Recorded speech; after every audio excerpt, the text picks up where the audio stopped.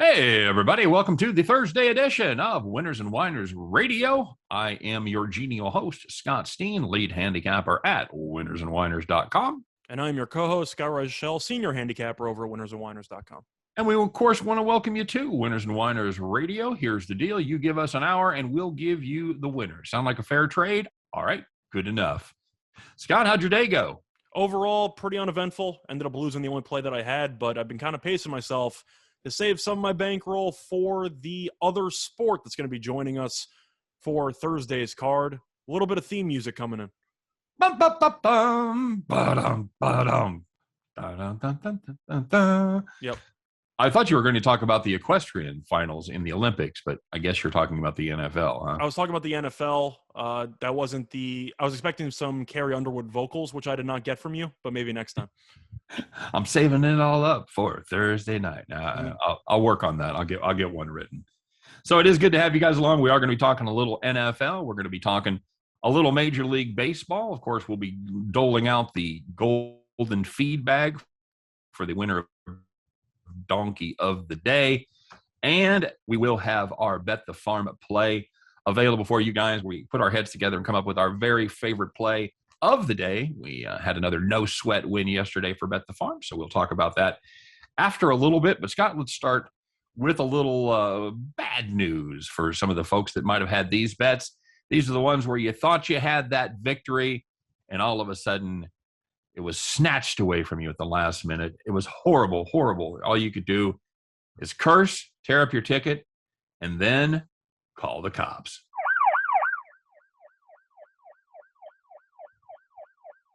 All right, Scott, let's start off in the major leagues. No big shocker there.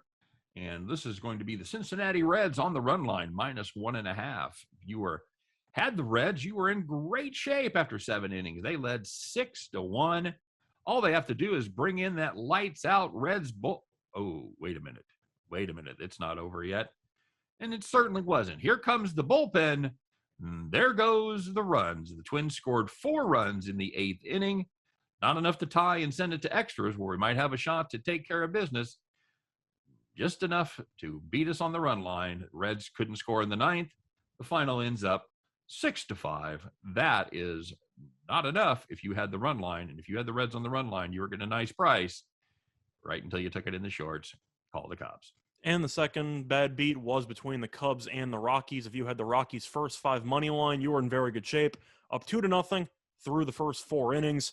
Then the Cubs had bases loaded with 2 outs in the top of the 5th. You just need one more out. Long fly ball to the warning track. Right in his glove. Colorado's outfielder makes a leaping grab, catches the ball, bangs into the wall. We win. And he dropped the ball. Oh. And they graded it as a hit. Of course, with the outfielder on the ground, all 3 runs come around to score. All 3 base runners come around to score. And the Cubs ended up leading 3-2 after 5. So you were about maybe 1 second away from the catch rule playing a factor in your favor, but instead it was ruled a hit, and the Cubs ended up leading after the first 5. Couldn't even get it done. So close, yet so far. Can't throw the ball laying on your back. Ask Pat Mahomes. Yep, true. Well, Scott, let's finish it up with a little game from the West Coast, a little interleague battle, if you will, between the Padres and the Athletics. If you had the under 8 there, that was a good, solid pick, my friend. Padres led 3-1 after 8 innings. A's had done nothing for almost the entire game. They saved it all up for the 9th inning, Scott. They scored 2 in the 9th. Goes to extra innings, tied 3-3. You know what? It's not ideal. We still got a shot here. Padres score 1 in the top of the 10th. All right, that's a 4-3 lead. Just come out and shut them down. Surely you wouldn't blow 2 saves in the same game, would you? Well, of course you would, because you're the Padres bullpen. They give up not 1, but 2 runs in the bottom of the 10th. Take it to 5-4. That's over 9. That's a bad beat, and you should absolutely call the cops. Yeah, any time that you blow 2 saves in the same game, Padres' live line going into the bottom of the 9th was about -1,200.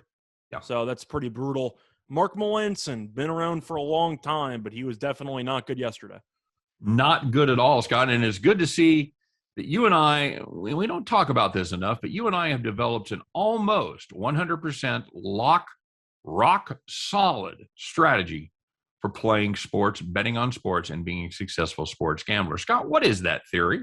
It is taking whatever plays we gave out that lost the day before and just playing it the day after. Play it the day after. Absolutely. The day before yesterday, we had the Rockies Cubs first 5 under. That absolutely cashed. Yesterday, I had the Milwaukee Brewers to cover the run line. Oh, no, they lose outright to the Pirates on the day before yesterday. But yesterday, of course, they get a 2-run victory to cover the run line. So, yeah, I'm saying pay attention to what we bet today and make sure you play it tomorrow. That's if we lose today. If we lose, that's right, because there's no way we're winning 2 in a row. That's not winning 2 in a row. So, yeah, whatever we lose, bet the house, bet the farm on tomorrow's play.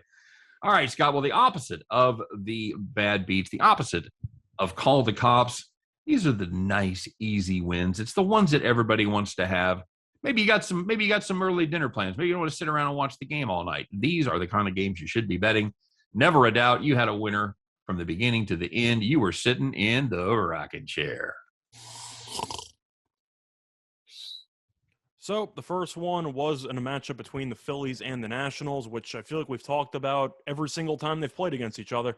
Over 9.5, really easy. 7 runs in the first 3 innings, 2 more runs in the 5th, 2 more runs in the 7th. That's already 11 runs, but for fun, the bullpens continued to be awful, and you ended up with a 9-5 final. So if you had the over 9.5, never in doubt. Working 9 to 5, you have just hit the over duty. Hey, Scott, how about the Royals? They're up there in Chicago. Man, if you had them on the money line, you were getting a nice price as they faced off against Lucas Giolito. Remember when he was good? Good times. Royals, they had no respect for Mr. Giolito yesterday evening. They led 5-0 after 3, 8-1 in the 7th inning, and ended up winning that one 9-1. If you had the Royals on the money line, you were catching somewhere around plus 185 to 190. And you could cash that ticket with ease because you were sitting in the rocking chair. And the last one wasn't a match between the Blue Jays and the Indians. And if you had the over 9.5 in that one, it was very, very easy because the Blue Jays ended up scoring 8 runs in the first 3 innings. So once you have that happen, it'll take an extraordinary bad beat for you to lose. Luckily, that did not happen. It was almost brutal for Blue Jays run line bettors because they gave up 6 unanswered runs and didn't score again.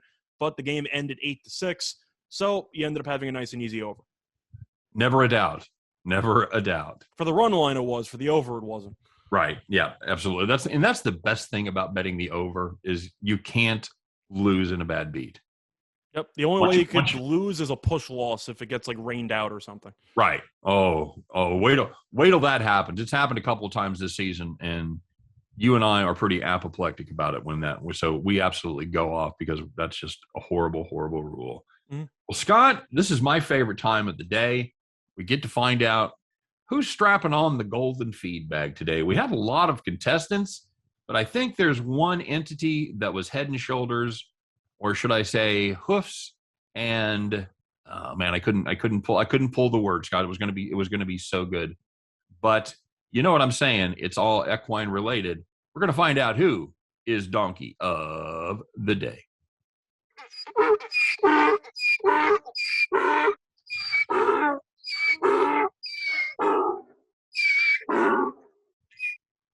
Best sound effect in radio. Oh, absolutely. We take a back seat to no one on our sound effects. You want to do the honors today?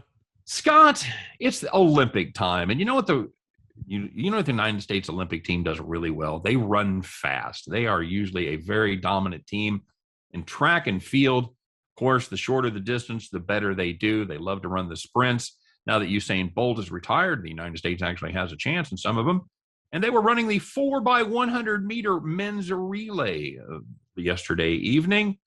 And they were one of the betting favorites. And Scott, what did they do? They didn't even get out of their heat. They didn't even get out of the semis. They came in 6th in their semifinal heat. If you know how track and field works, they take the top 3 in each, and then they take the 2 other fastest scores. Well, a quick check of the math there, Scott. If you finish 6th, you have 0 chance of qualifying. Absolutely none. No chance. And that's exactly what happened to the USA relay team. They had a bad pass going 2 to 3, I believe. Took an extra couple hundredths, a couple tenths of a second.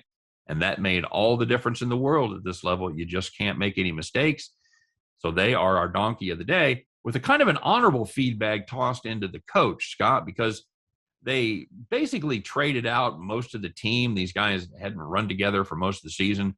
They're running against other countries and other teams where the guys train all year, same guys. They do those passes so they can do them in their sleep blindfolded.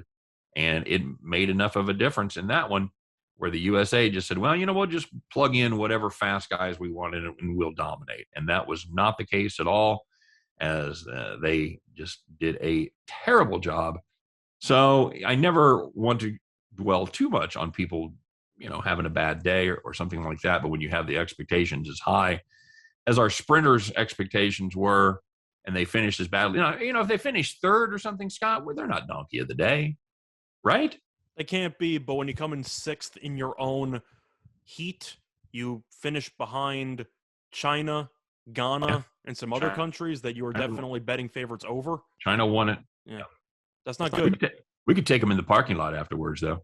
I know that after the race, to make matters worse, you had some of the runners who got interviewed by NBC, because why would you interview the people who actually won the heat when you can interview Team USA? Yeah. And some other runners said that it was some BS. That's exactly what he said. I don't even know what that means, because it's your fault you couldn't hand the baton to each other. What was he complaining about? I'm not sure, because they cut him off as soon as he said that. I did hear that, and I know that he said that it was BS, but I don't know what he was referring to, because everything in the relay was their own fault. And basically, I'm going to paraphrase the interview they did with him, and I think it's the kid that ran the opening. I think that's the young kid, right? That's the 17-year-old that ran the first leg, right? I believe so, and he didn't mess up. So he was the one that was talking. He said, "You know what? I did my thing. Everybody else did a great job. I don't know what happened." And then all of a sudden he goes, "Yeah, that was some BS." Like, what? I don't know what was. You messed up the baton handoff. Right. No, it wasn't him. It was the next guy. But I'm saying in general, it wasn't like somebody tripped you or somebody else went into your lane or anything. You just messed up the transfer. The sun was in my eyes. An old friend came in from out of town. I ran out of gas. I swear to God, it wasn't my fault. Mm-hmm. So, yep, there's the donkey of the day. Like we said, it's not because they didn't win. We realize you're competing against elite athletes from every other country in the world. It was just the casual approach of just plug and play anybody with no form of just, I'd say, chemistry between the guys, followed by the post-race interview where it seems like you're half blaming external forces, but you have no other forces to blame. It just seemed really weird. Totally agree. And speaking of that, the donkey of the day was almost the day before was the kid who ran the 400 and let up at the end. He led it, and they tell him to take their foot off the gas, because apparently you save energy for the next race or whatever. So he took his foot off the gas with about 10 yards left. Had two guys closing in on him. They both caught him. So he did not automatically qualify because it was in the heats, but he did make it through on time. So he was almost donkey of the day, because that would have been an all-timer right there, because I know he was the favorite in the 400 meters. So are you enjoying any of the Olympics, Scott? Women's volleyball doing well?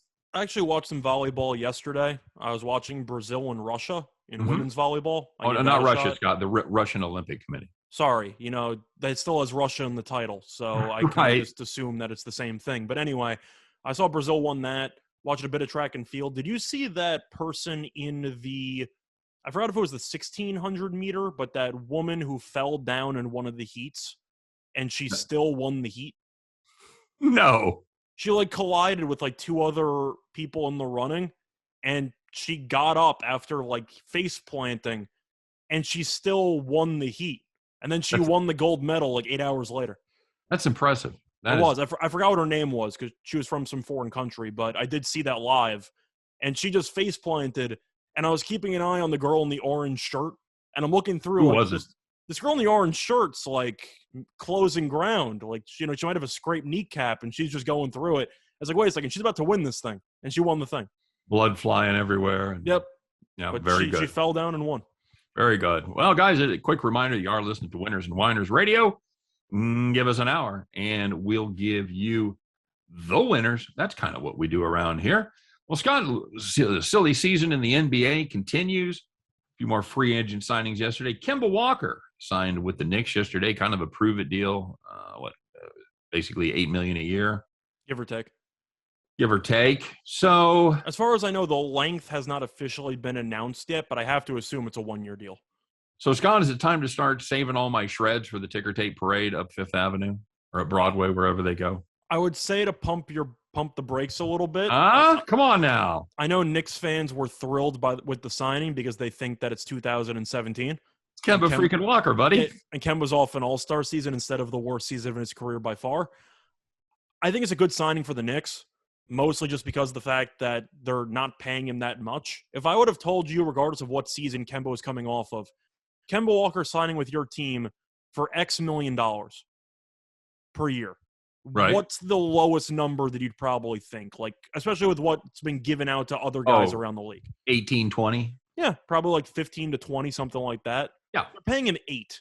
So even if Kemba's knees have completely deteriorated, and even if he's not the same guy he used to be, $8 million is a very solid deal for a guy who should be able to at least help you with point guard depth, who I still think at this stage in his career is better than Alfred Payton. Is that fair? No, that's fair. So I think it was a good signing for the Knicks regardless. Of course, I don't think it's as big of a deal as Knicks fans want it to be because they think of Kemba being this all-star point guard, and I'm not sure if his knees will ever hold up again.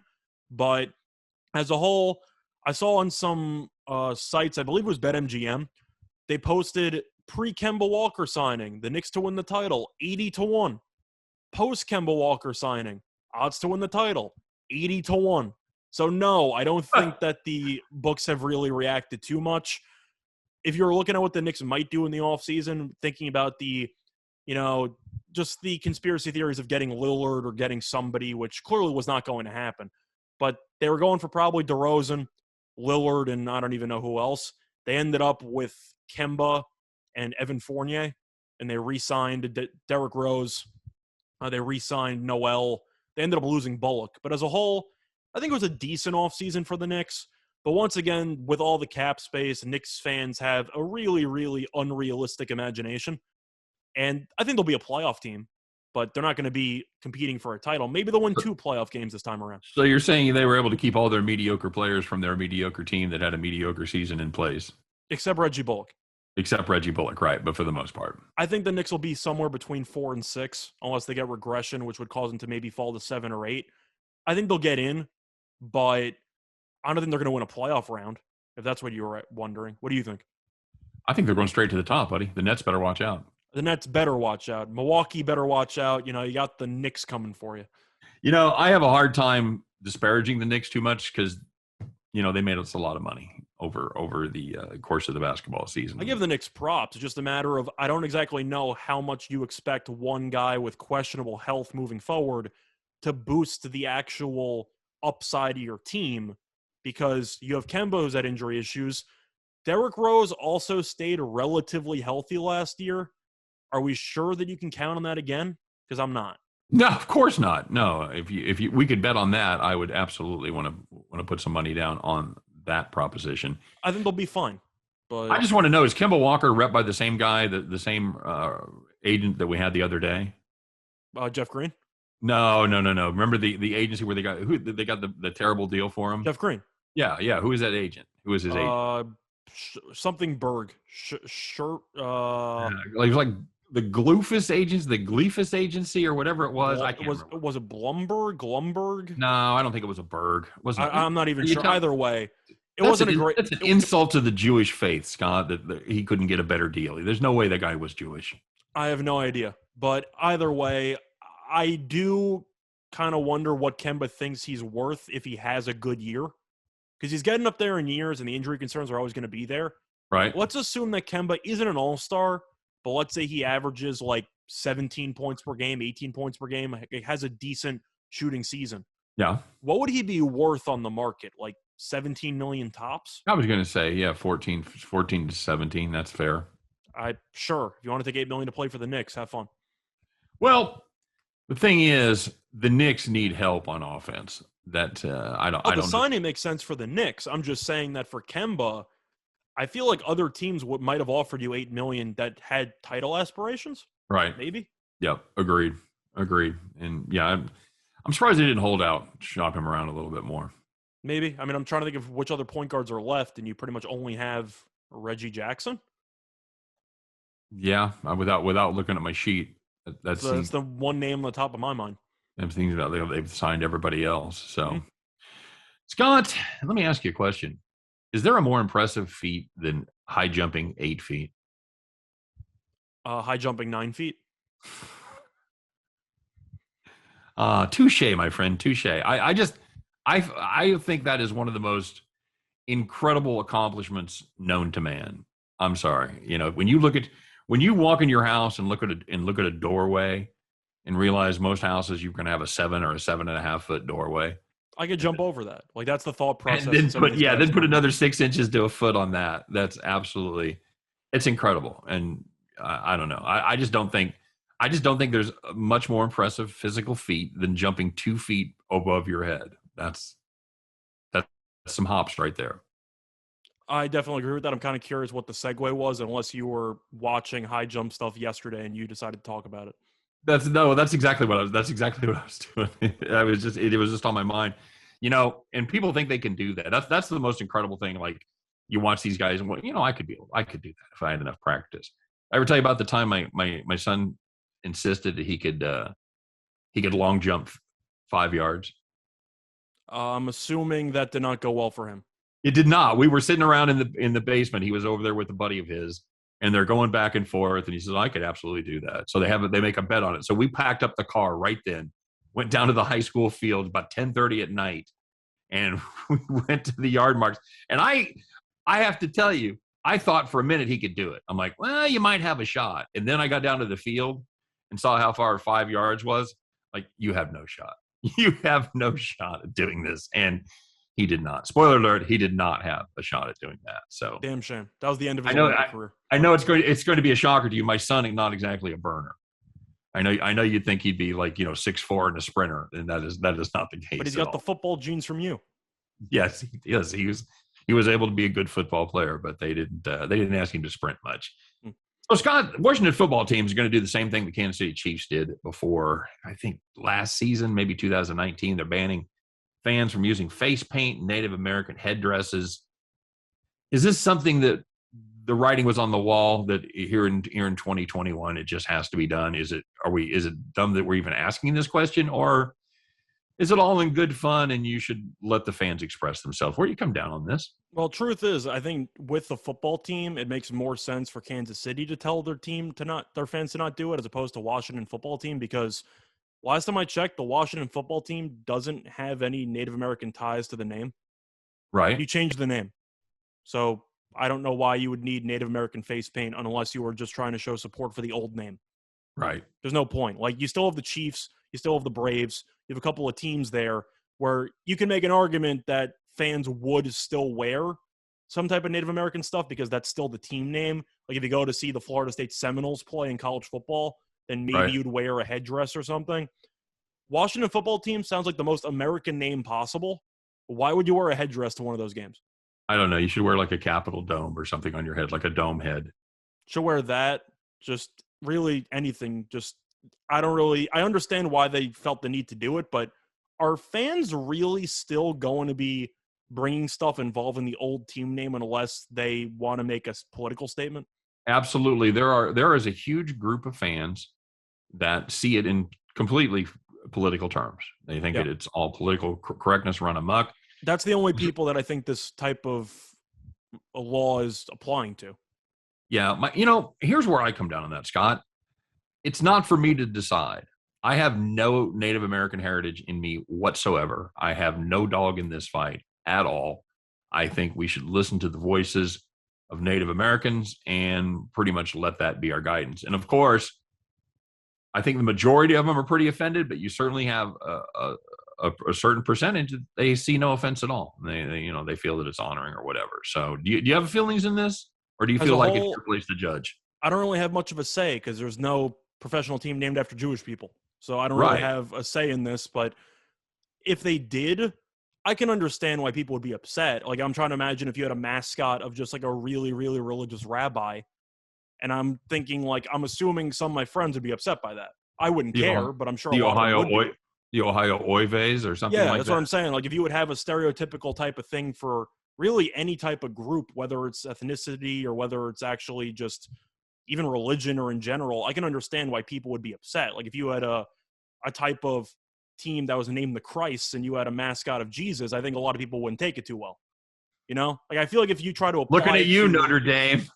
I'm just saying, I think you would agree. Well, they have a leprechauns. That's a separate story. But well, I think you would agree. Touchdown Jesus in the South End zone. Correct. But I'm saying, I think you would agree that a lot of people don't have an issue with it can't really feel empathy because they can't relate to it. Agreed. I think if they tried to, they would understand why it's a little bit messed up. I would also maybe try to walk a fine line here and say there's a difference between Redskins and Chiefs. There definitely is. Redskins is more of a slur. I don't think there was ever a tribe called the Redskins. No. It was always used in disparaging terms. Of course. So, yeah, it's time. I was trying to figure out a comparison. Do you think my comparison's kind of the only one you can possibly make it to try to cause people to feel more empathy towards Native Americans? Yeah. Yeah, I think that's right. I mean, you had a team called the Jersey Jews. You'd be, okay, it's not ideal, but you can't use other slurs. You couldn't just drop other slurs for Jewish people and say, yeah, that's fine. So, yeah, I think if you plugged in any other religion, ethnic minority right there, it wouldn't play. So I don't know. It's certainly like we've given the Indians a great deal up to this point. So, Scott, speaking of great contracts, Anthony Rendon head out from the Angels. Speaking of the Washington teams. Well, this is part 2 of a discussion that we had about a week ago involving the other player who might have the worst contract in all of sports, his former teammate. So now, well, the other one's out for the year because Rendon had season-ending hip surgery. It's the second year of a 7-year, $245 million contract. So the question that I have for you isn't about how bad the contract is because that's obvious. It's a game of which contract's worse, Strasburg or Rendon. Okay, well, let's break it down. First of all, Rendon is 31. I'm guessing Strasburg is going to be pretty close to the same, wouldn't you say? I might assume he's a little bit younger. He's 33, sir. Never mind. Okay. Yeah, he came up young. He's been in the league forever. That's why I assumed he'd be younger because I figured he came up younger. Yep. So, he's making 7 years, 245. I'm picking Strasburg as the worst one, but that's just me personally. Yeah, it is because, Rendon's an everyday guy. Yeah. And I think you're going to be able to get more games out of him before he gets hurt. But if Steven Strasburg comes out and gets hurt halfway through the season, you've got him for, 16 starts or whatever. Woohoo! There's a deal. Like he's not even in the locker room for half the appearances if he's just injured. So he's providing nothing. Yeah, I think, the Strasburg deal. Plus, he's a lot more injury prone than Rendon is. Correct. And he's also I can't say the season-ending hip surgery is not serious, but you're comparing that to like neck issues and arm issues, and Strasburg's just had a lot of issues all over his body. Yeah, he absolutely has. So I don't know who would you rather have on your team if they were guaranteed to be healthy? I'm taking Strasburg if they're healthy. Really? I think Strasburg, when healthy, is a top 10 pitcher in baseball. So if they were healthy, I would take Strasburg. Okay. I'm not sure Strasburg's ever been a top 10 pitcher in baseball. I think pitching numbers alone in the playoffs, he's an all-time playoff performer. Not as many starts as other guys, but he has the World Series MVP, and he also has one of the best postseason ERAs of all time. I take Strasburg. Well, I mean, his postseason ERA is 3.21. So, okay. I guess that's fine. Overall, his numbers, if you look through the playoff run he had last year, his numbers were ridiculous. 4.57 ERA last year. Is that a fact? I thought he was unbelievable for the first couple of rounds. I'm sorry. No, that was my bad. My bad. Sorry. I was going to say there's no way that's correct. Like Strasburg was nails last year. Yeah, he was good. He was good last year. Why is it? They're Yeah, they're just showing his 20-21 ERA, and then they're showing the playoff numbers underneath. Sorry. So what was the playoff numbers? 321. And I'm saying, and for his playoff ERA was 321? Uh-huh. Okay. So, Thought those were better. I don't know. Maybe had a bad start in the. Oh, no, I lied. What are they? Oh, they put. Oh, okay. I don't know what you're talking about. I thought his ERA was in like the ones. 146. You're absolutely right. His ERA was 146. What are you doing to me? He's at all-time postseason numbers. And yeah, you tried to embarrass me in front of all these people, and instead the tables turned. I know. Yeah, I know. No, I just wanted to see. I just wanted to see. So if you're asking me, would I rather have the guy with a 1.46 postseason ERA and a World Series MVP? Yes, I'm taking that guy. All right, very good. Hey everybody, welcome back to the second half of Winners and Whiners Radio. Give us an hour. We'll give you the winners. And Scott, man, we've got a winner tonight. It is back to the grind, everybody. A brief interlude of NFL football, the Hall of Fame game, as the Pittsburgh Steelers and Dallas Cowboys square right off. Scott, who we've got playing quarterback here? Is it going to be Dak Prescott and Big Ben going at it, just slinging it down the field the entire first half? Maybe if you're playing Madden in the middle of the game, but not for this one because you got a bunch of backups behind center. You got Mason Rudolph. Backups. Yep. Yeah, you got Mason Rudolph starting for Pittsburgh. That's a given. They've already announced that. Then you're supposed to see some Dwayne Haskins. Remember him? He's going to be the second guy. And then you have Josh Dobbs, who somehow is still in the league as the third-string quarterback. As for Dallas, we don't exactly know who's going to be starting. We do know that Dak Prescott will not be playing in this game. It's either going to be Cooper Rush or Garrett Gilbert. I know two thrilling options, but bear with me. Then as the third-string quarterback, you have Cowboys regular season legend, Ben DiNucci. So you got yourself really a lot of talented quarterbacks, wouldn't you say so? Yeah, absolutely. That was didn't Ben DiNucci do Run Around Sue? Could be. No, don't think so. That was Dion DiNucci. Sorry, close enough. Close. So the way that it's going to set up, or at least what Tomlin has said he's going to start with Rudolph and Haskins are going to play in the first half, and then Scott, Josh Dobbs is going to have the entire second half to himself. Would you agree Rudolph and Haskins quarter apiece?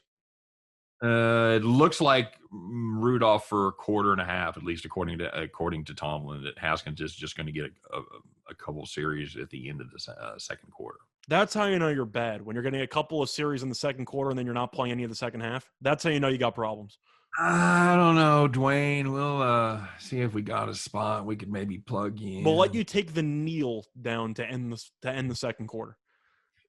In these games, Scott, there's a pretty good trend in this game, and we want to talk about the sides, talk about the total. And it's an NFL game, so what do you figure the total's at, Scott? I know it's early in the preseason, so it's probably not going to be 48 or 50, but we mentioned the bad quarterback play. I know if you bet the NFL regular season, you'd probably assume the total was 43, 42, maybe 41, give or take. Yeah, something around there, Scott. That's a really low total in the NFL these days. It's a passing league. I don't know if you heard that or not. I've seen lower, mostly in this game, but I've seen lower. So can I interest you in the Denver Broncos playing with a single wing formation? That's kind of what it's going to remind me of. Scott, the total in this one, it opened up 34, and people said, oh, no. That's way too high. It has now been pounded down to 33.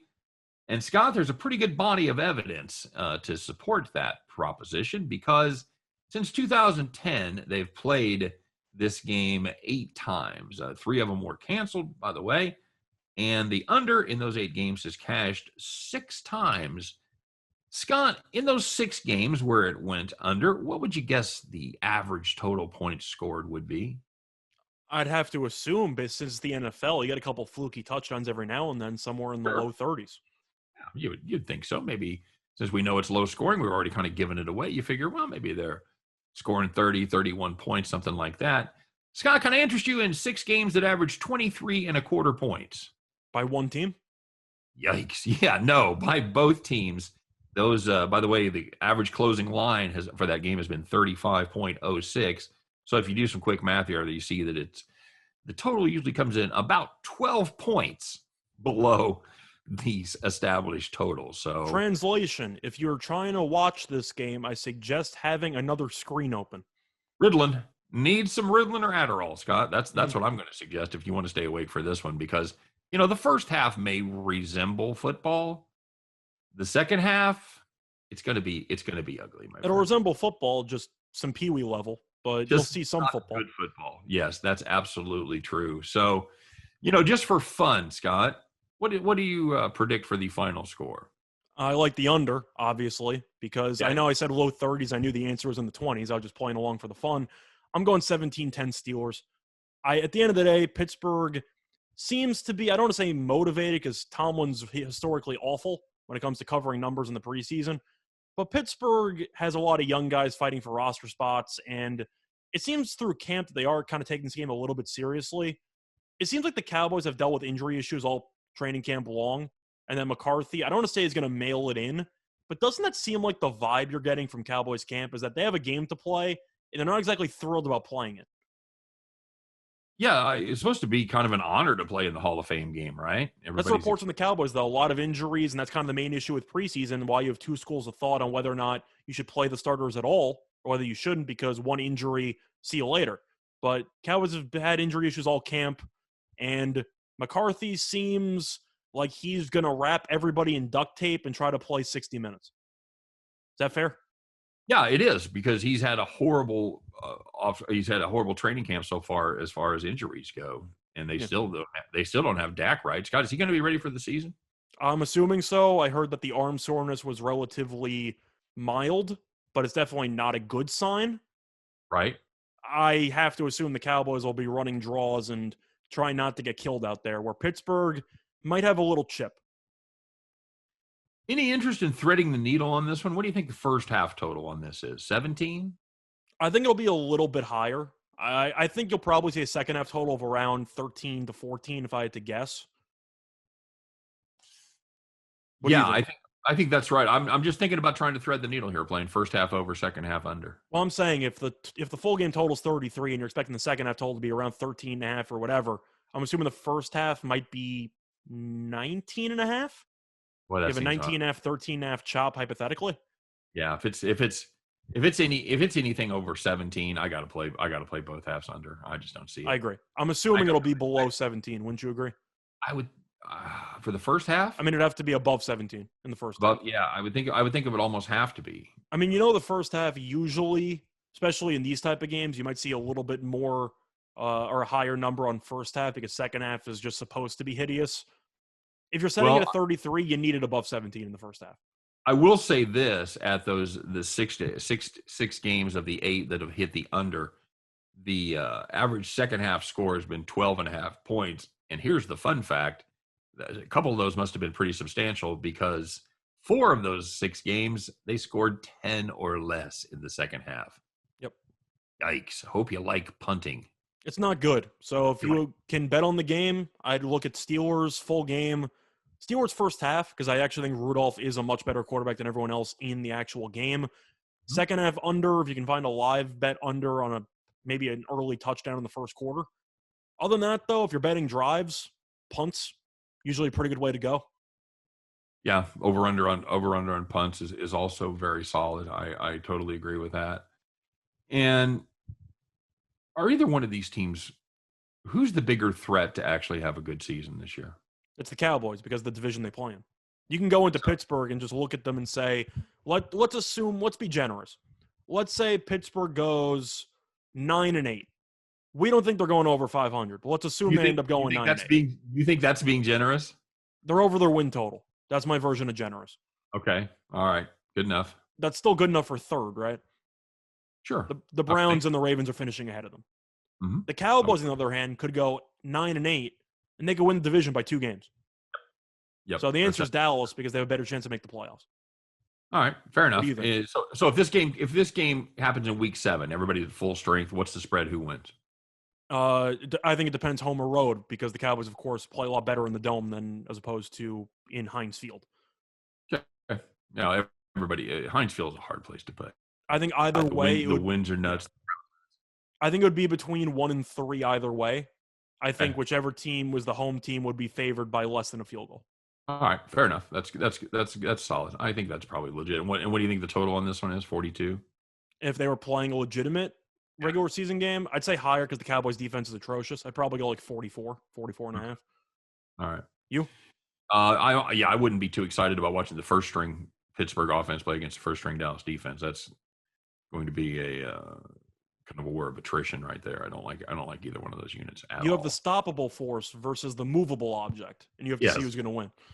Absolutely true. Does Roethlisberger play the whole season? No. We've seen him get injured before. I don't think he's going to get benched because it's a pretty bad look if his final season is you tossing a legend to the side, even if he clearly deserves to be tossed to the side.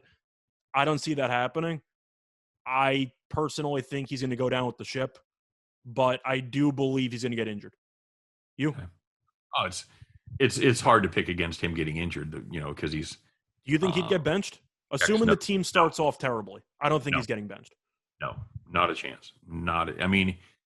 He would have to be utterly atrocious. I think they give him a half a season minimum, regardless of how bad he is. I agree. And if you're still in the hunt, he's just been awful, maybe. But yeah, that's you don't. I think Pittsburgh almost eats the season not to put Ben on the bench. Pittsburgh would have been better off not bringing him back, but because of the loyalty angle for bringing him back in the first place, even with the pay cut that he took, I don't think he's good enough to be a starting quarterback in the league anymore. I agree. I think Pittsburgh's gonna have a long year. They're the anti-New England. They really are the anti-New England. New England with coaches is basically the same, but in general with the roster moves, they keep everybody for way too long. Yep. Absolutely true. Absolutely true. And that's for a fan. I guess that's kind of cool. I mean, you get to, you don't have to watch Ben lace them up for for somebody else. But as a fan who wants to see your team win, you realize that's probably not the best strategy. I think you would hate seeing Big Ben on another team unless he was the quarterback for Baltimore, because suddenly you have a better chance to beat Baltimore. Just throwing it out there, Shots fired. Am I wrong? No. It sounds harsh, but it's just a fact. I know Pittsburgh fans want to hold out hope for their veteran guy, but I don't see it. All right. Yeah, very, very good. Maybe you and I will do some over-under totals on Roethlisberger as the season gets closer, and we'll see what he looks like. But I honestly haven't been a big Ben fan for about 3 or 4 years now. I like the over in completions for his games because he'll throw the ball 3 yards at a time. Yeah, that's very true. All right. So, yeah, we got football, everybody, so get excited. I know I'm pretty stoked, Scott. Are you pretty stoked? You didn't say your score, by the way. I said 17-10 Pittsburgh. Oh, 17-10 Pittsburgh. I'll go 13-10. I don't think they punch in 2 touchdowns. I'll go 13-10. Either way, it means we like the under, Pittsburgh, and some really hideous football. Hideous football, and I'll watch every minute of it. I guarantee it. All right, guys, quick reminder that you, of course, are listening to Winners and Winers Radio. Give us an hour. We'll give you the winners, and that's what we're right in the middle of doing right now, Scott. So it is not football season yet. We've still got a full slate of Major League Baseball. Of course, a lot of folks won't get the show until after some of these games have been played. It's Thursday, of course. Getaway day. The second getaway day. And by the way, we're distributed all over the place now, Scott. Of course, we do this on the radio. We distribute it to radio stations. We have a simulcast on the YouTube, delayed simulcast on the YouTube. And we're, of course, on all the major podcast platforms as well. You can check us out on iTunes, Spotify, Spreaker, Anchor, all that good stuff. So make sure wherever podcasts are sold, make sure you stop by and check us out. If you're on the go, you can't listen to us on the radio, computer, whatever. You can still find us in podcast form. I just wanted to put that out there, Scott. I don't blame you for putting it out there. All right, fair enough. So let's take a look and see. Here's some of the games we won't be talking about. The Mets and the Marlins, the Cubs and the Rockies, the Giants and the Arizona Diamondbacks, and the Phillies and the Washington Nationals. So, Scott, that leaves us with a battle there in the NL Central as the Pittsburgh Pirates take on the Cincinnati Reds. Reds behind Sonny Gray will go against Will Crow and the Buccos. This game opened up At Cincinnati minus 215, people have been pounding the Reds, Scott, and is now pretty much 235 to 240 across the board. 9 is the total, and that has gone up. It is 9.5 across the board, slightly juiced to the under. So, Will Crow, Scott, he kicked our butt. And I say our, I mean me and my premium clients. We faded him last time, and he made me look silly. Does that happen again? I mean, I know somebody else will make me look silly. That's really not the question. Will it be Crow? Yeah, Crow's been good lately. I'll give him props. He had the great performance against Philly in his last start. He's given up 2 earned runs in, I believe, 4 of the last 5. So he's been sharp. However, I mentioned how Milwaukee playing against Pittsburgh tends to cover on the run line when they win. Right. So the Reds have played against the Pirates 6 times this season. They've won 5 of them, each of them by at least 2 runs. So we have another run line trend here where if the Reds win, they tend to kill this team. I'm going on the run line. I just think Cincinnati's the much better team. Offensively, we know that this team can mash, especially at home. Pittsburgh could be playing in a Little League park. They still would score maybe 4 runs tops. I'll go Cincinnati run line. You? I like Cincinnati on the run line as well. I'm not making any kind of an official play for my premium subscribers or anything like that because Pittsburgh has kicked our butt, I want to say 3 times in the last 10 days. I've had a mixed bag with Pittsburgh this season.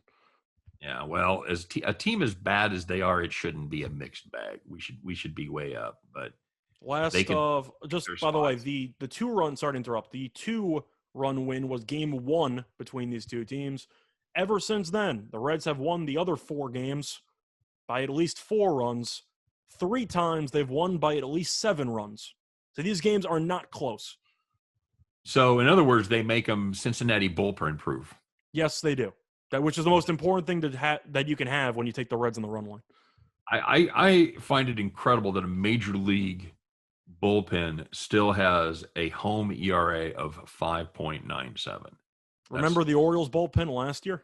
Yes. It might have been worse. And the Nationals were the same way. Yes. Not good at all. So, yeah, hang on to your hats if you got the Reds on the run line there because they may have a 7-2 lead in the 7th inning, and you're just going to be praying to yourself, don't be on Call the Cops, don't be on Call the Cops, don't be on Call the Cops. There will be a guy on base in the top of the 9th, and you're probably going to be sweating it out. Yes. I will make a prediction that says the run to beat us will be at the plate, at least. That's fair. Okay, good enough. And now whether the Cincinnati bullpen does their thing or not, that remains to be seen. So, all right, Scott. So we've talked about that exciting game. Ooh, how about a couple of guys with French names, huh?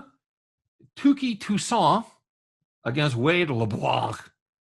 Going Atlanta and St. Louis. Wade LeBlanc got traded to the St. Louis Cardinals. Man, by the way, side note on the Cardinals, is that a team getting ready to make a run or not? Man, picking up John Lester and Wade LeBlanc. Somebody clear the trophy cabinet, man. They are headed. How'd Lester do again? First 6 guys got on base. He did not do well. He did not do well in his new home there. I'm shocked. Shocked, I say. But you know who's been good? Well, he wasn't good as last time, Scott. But you know who's been good since he came back? I hate to say it, it's been Touki Toussaint. Johnny Cueto Jr.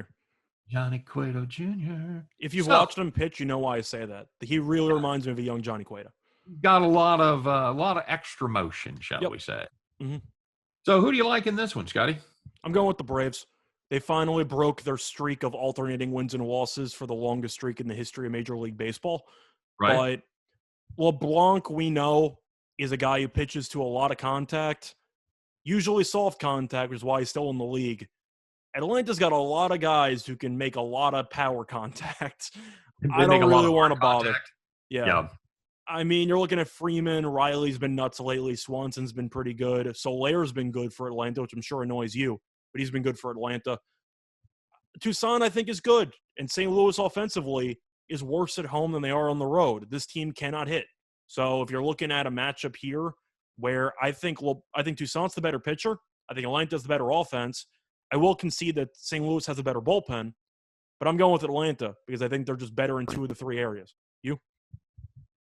Yeah, you're getting a pretty good price on them too, because this game it actually spun around. It opened as St. Louis is the favorite, minus 109, small favorite, but it is now up to Atlanta as about a minus 117, 120 favorite. So I think that number will continue to go in the Atlanta direction as people look up and go, oh, wait a minute, Tuki Toussaint doesn't suck this year? That's weird. So what are we going to see out of Tuki Toussaint, Scott? Are we going to see the pitcher that he was his first 2 starts? Or are we going to see the pitcher that he was his last start when he got absolutely hammered? I'll give him 6 innings, 2 runs. Okay. All right. Well, very good. I'm hoping you're right. I think that sounds right. But I will mention that even though he gave up, 6 earned runs last time, still won the game. Yep. So the Atlanta Braves can still bop the ball even without I'm not going to guess what LeBlanc's numbers are going to be, but I do think Toussaint pitches well. Okay. Yeah, I'm thinking that the Pens could get involved in this one fairly soon. Yeah, that's fair. All right. Well, we're going to skip Boston and Detroit and the Angels in Texas. Ooh, 2 games I would be interested in. But let's move on to your New York Yankees, Scott, as they play host to the Seattle Mariners. Tyler Anderson goes for the M's against Nestor Cortez. The much-rumored Nestor Cortez is finally going to make his start for the Yankees. As again, the Yankees are massive favorites in this one, somewhere around. We got 2 numbers, Scott, 2 different books. One of them is minus 230. One of them is minus 190. 10 is the total at 1. 9.5 juiced is on to the under is the other side. So who we got here, my friend?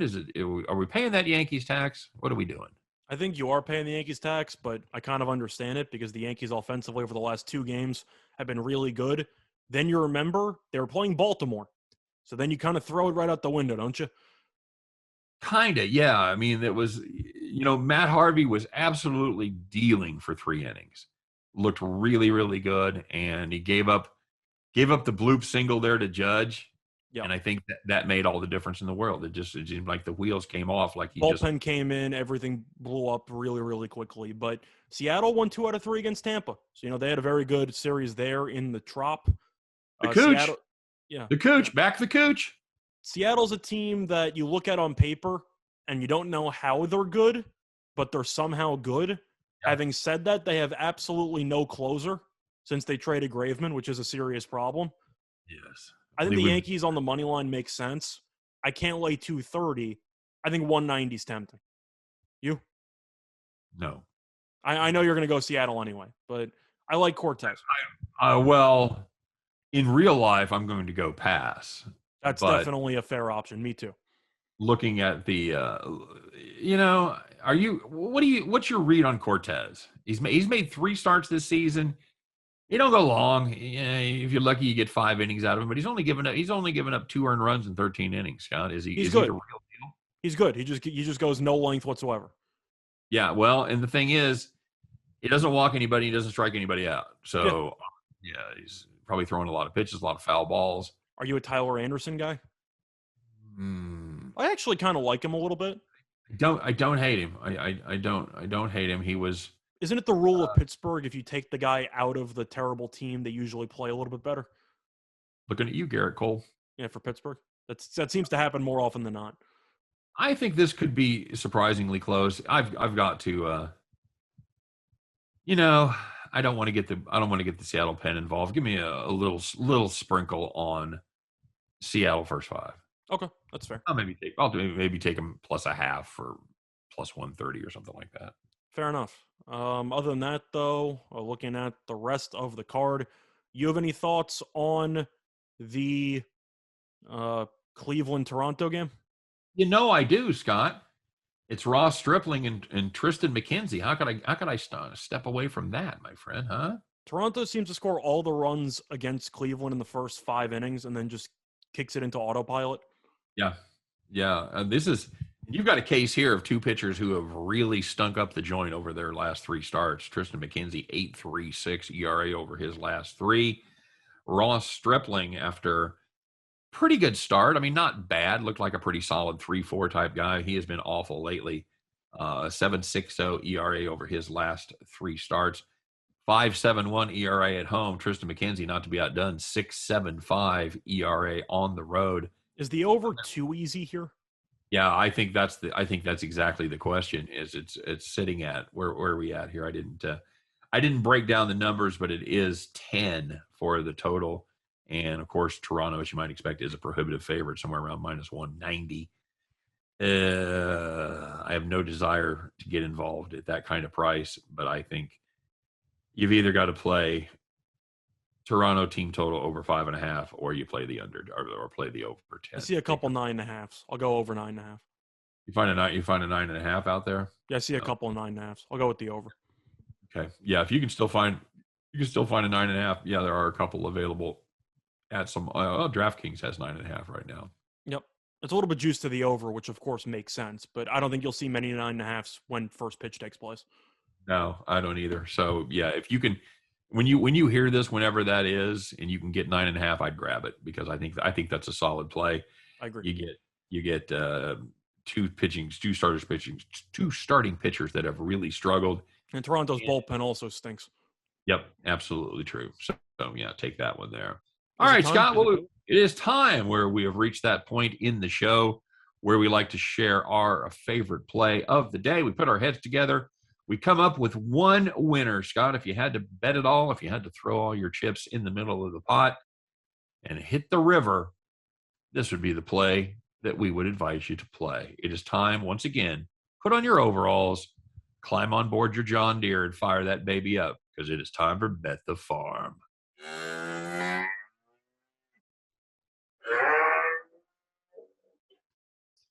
All right, Scott, we did have a Bet the Farm play yesterday. How did that go? We had the Angels on the first 5-run line, and they won 2-0. How about that?